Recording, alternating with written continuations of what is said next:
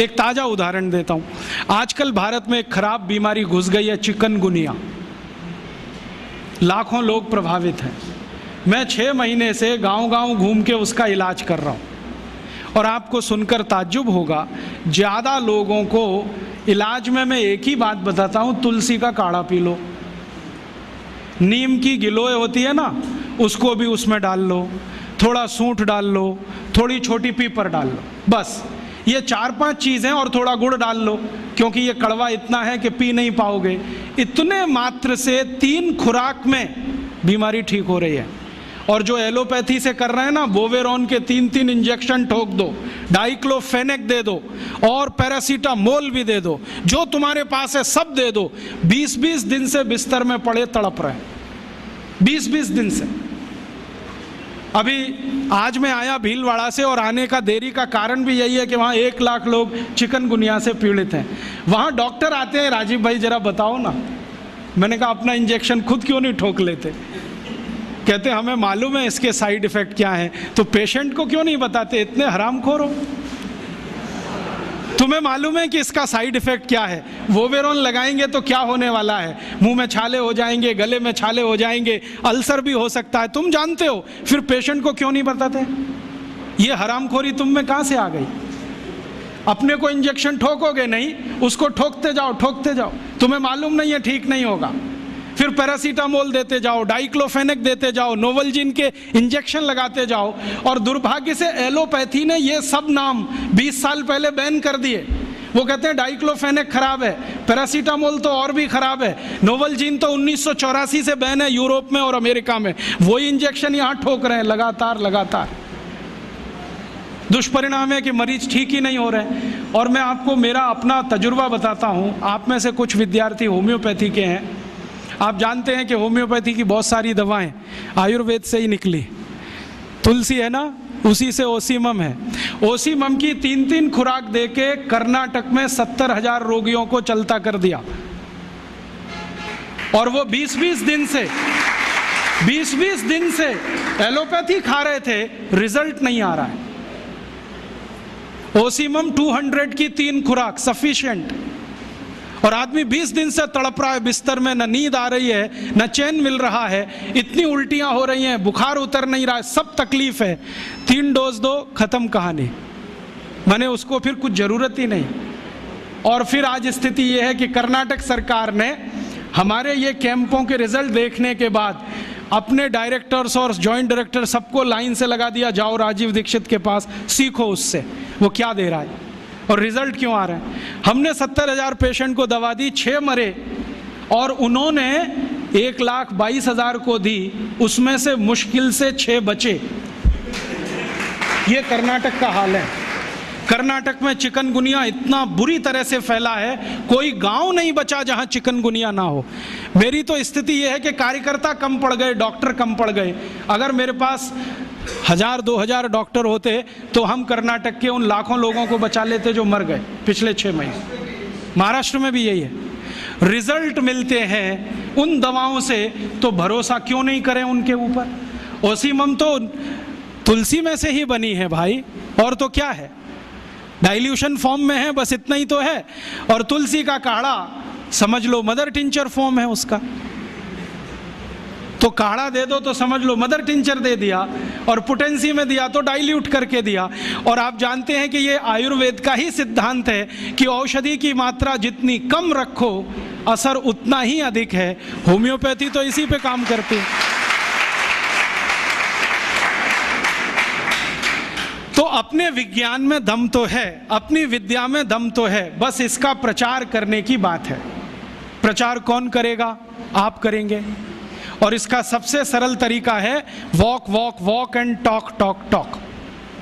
सबसे सरल तरीका। अगर आप इसका अपनी विद्याओं का प्रचार करना चाहते हैं, सरकार तो करेगी नहीं क्योंकि वो एलोपैथी के चंगुल में फंसी है। हमारी सरकार के 2 मंत्रियों का तो मेरा तजुर्बा है पिछले 6 साल में। जब मैं उनके पास गया स्वास्थ्य मंत्री को मिलने के लिए, वो कहते राजीव भाई ये सब हमको समझता है, कर कुछ नहीं सकते क्योंकि ऐसा जकड़ के रख लिया है। तो मैंने कहा इसमें आग तो लगा सकते हो, आग ही लगा दो, हनुमान जी की तरह से रावण की लंका एक बार जल जाए। कम से कम कहानी तो ख़त्म हो जाए। तो कहते हैं उतनी हिम्मत अभी तक नहीं आई है, आ जाएगी तो वो भी लगा देंगे। तो उनमें तो आने से रही, क्योंकि वो तो फंसे हैं अपने स्वार्थ में। आप इसको तैयारी करो, एक ना एक दिन ये विदेश से आई हुई चिकित्सा पद्धति के तंत्र को ऐसे ही उखाड़ के फेंकना है जैसे ईस्ट इंडिया कंपनी को उखाड़ के फेंका था हमने तो। क्योंकि ये जो विदेशी चिकित्सा पद्धति है इसमें कोई दम नहीं है। मेरी आजकल दोस्ती हुई है अमेरिका के एक डॉक्टर से, उसका नाम है डीन ऑर्निश। मैं कभी मेल करता हूँ, वो कभी मुझे मेल करता है। थोड़े दिन पहले उसने कहा कि आपकी एक बात से मैं सहमत हूँ कि एलोपैथी में कोई दवा नहीं है, कोई औषधि नहीं है, जो भी है जहर है, आप ले लो। फिर आपकी ताकत कितनी है जहर पचाने की, ये इस पे निर्भर करेगा कि आप ठीक होते हैं या मरते। वो कहता हमारे पास कोई औषधि नहीं है, जहर ही जहर है, आप चाहो तो ले लो। तो मैंने कहा आपको ये बताया किसने, क्योंकि ये ज्ञान तो कोई आयुर्वेद का ज्ञाता ही दे सकता है। तो उसने कहा कि ये ज्ञान मुझे स्वामी शिवानंद से मिला। शिवानंद जी का नाम आप जानते हैं? महान तपस्वी, महान योगी, जिन्होंने भारत छोड़ दुनिया भर में आयुर्वेद के प्रचार के लिए काम किया, योग और प्राणायाम के लिए प्रचार का काम किया। उनसे सीखा डीन ऑर्निश ने। अब डीन ऑर्निश क्या कहता है? वो कहता है कि भारत की चिकित्सा पद्धति में इतना दम है कि लौकी के रस से हार्ट अटैक या कार्डियक अरेस्ट या ब्लॉकेज को रिवर्स किया जा सकता है, सिर्फ लौकी के रस से। और वो क्या करता है, अमेरिका कनाडा में शिविर लेता है, 500 रोगियों को बुलाता है, स्त्री और पुरुष सबको, और एक ही बात बताता है, लौकी का रस पियो। अब लौकी तो होती नहीं वहाँ, क्योंकि लौकी जो है ना ठंडे देश में हो नहीं सकती, तो लौकी यहाँ से जाती है। एक बार मैंने उसको ईमेल करके पूछा, भाई आप लौकी कहाँ से मंगाते हैं? तो उसने कहा भारत से। भारत में कहाँ से? उसने कहा हैदराबाद के पास कोई गांव है, वहाँ के कुछ किसानों से मैंने कॉन्ट्रैक्ट साइन किया है, वो रोज लौकी बनाते हैं, माने उगाते हैं। फिर हैदराबाद एयरपोर्ट से सवेरे की पहली फ्लाइट उड़ती है 3:30 बजे, उसमें लौकियाँ भर के जाती हैं। तो मैं गया वो गाँव देखने के लिए, तो वहाँ कुछ किसान हैं जिन्होंने उससे डील किया हुआ है, उनकी पूरे खेत में लौकी ही लौकी लगा रखी है, और उन्होंने गाय रखी हुई है, गाय का गोबर ही डालते हैं। क्योंकि डीन ऑर्निश कहता है कि जो यूरिया का डाला तो लौकी काम ही नहीं आती, हाँ रिवर्सल नहीं होता, तो गाय के गोबर से लौकी बनाते हैं। और जो एक लौकी भारत में तो मुश्किल से 2 रुपए की बिकती हो, वो किसान डीन ऑर्निश को 60-65 रुपए में एक लौकी बेचते हैं। डीन ऑर्निश कहता है मुझे घाटा नहीं है, क्योंकि ये मैं $50 में बेचता हूँ। $50 माने 50 गुणा 45, एक लौकी बेचता है। और करोड़ों करोड़ों अमरीकी और कनेडियन और यूरोप वासी उसकी लौकी का रस पी पी के ठीक हो रहे हैं। आते हैं, थोड़ा योग सिखा देता है, वो 1-2 चीज़ें जानता है, ज़्यादा उसको नहीं आती, अनुलोम विलोम सिखाता है वो, क्योंकि शिवानंद जी ने उसको कुछ सिखाया होगा। थोड़ा अनुलोम विलोम सिखाता है, थोड़ा भस्त्रिका करा देता है, लौकी का रस पिलवाता है और उसको ठीक कर रहा है। अब उसने किताब लिख मारी, देखो कैसे बेईमान लोग हैं, किताब लिख मारी और दुनिया में अथॉरिटी हो गया। डीन ऑर्निश लौकी पर अथॉरिटी हो गया, सारी दुनिया मानती है कि ये लौकी का विशेषज्ञ है। लेकिन दुनिया जानती नहीं है कि विशेषज्ञ तो स्वामी शिवानंद थे, जो उसको फोकट में ये सिखा गए, अब उसने इसको धंधा बना दिया। और ये डीन ऑर्निश अकेला नहीं है।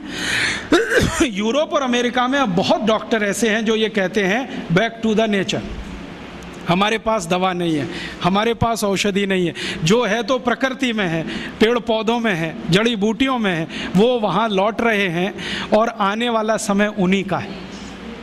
जर्मनी की सरकार एक यूनिवर्सिटी बनाने जा रही है $100 अरब के खर्चे से, जो सिर्फ आयुर्वेद पे ही काम करे। अमेरिका की सरकार अरबों डॉलर इन्वेस्ट कर रही है, क्योंकि अमेरिका की सरकार जानती है 20 साल के बाद यही चलने वाला है, तो धड़ाधड़ पेटेंट ले रहे हैं, हल्दी पे ले लो, इस पे ले लो, इस पे ले लो, और हम अभी भी गहरी नींद में सो रहे हैं। अगर दम नहीं होता हल्दी में, तो अमेरिकी सरकार ने 33 पेटेंट कैसे ले लिए? दम नहीं होता काली मिर्च में, तो वहाँ 22 पेटेंट हैं काली मिर्च पर। और सबसे लेटेस्ट पेटेंट पता है काली मिर्च का क्या है? कि इसको चूसो तो खांसी ठीक हो जाती है। अमेरिका ने इस पे पेटेंट किया हुआ है कि काली मिर्च को चूसने मात्र से खांसी ठीक हो जाती है। ये तो हमारे देश में लाखों माताएं बहनें रोज करती हैं, सब जानते हैं कि काली मिर्च को चूसो तो खांसी ठीक हो जाती है।